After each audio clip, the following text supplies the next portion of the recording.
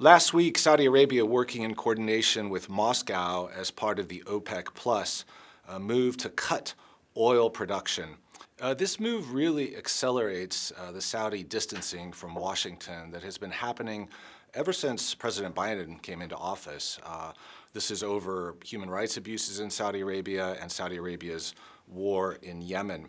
Now, the Saudis are saying that this move was because of economic self-interest, but we really can't ignore the momentous political signals that this sent to Washington. It comes at a time of immense peril for the American economy and the global order, and as a result, the chorus of opposition to Saudi Arabia in Washington has grown significantly. Probably not, at least in the short term. There are calls in Congress to suspend arms sales and withdraw American forces from Saudi Arabia, and the administration has signaled that it wants to withdraw from high-level talks on investment and missile defense. These measures can certainly signal American resolve and change the tenor of the relationship back to one that is more favorable to U.S. interests, but they won't solve the oil pricing and supply problem.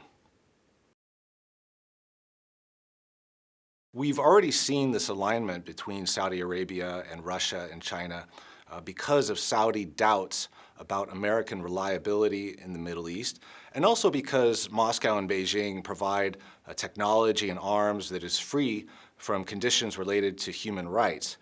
That said, when the Saudis are buying American equipment, they realize that they're not just purchasing capabilities, but they're buying an insurance policy, a guarantee of defense, and neither Moscow nor Beijing has the capability or the will to provide that.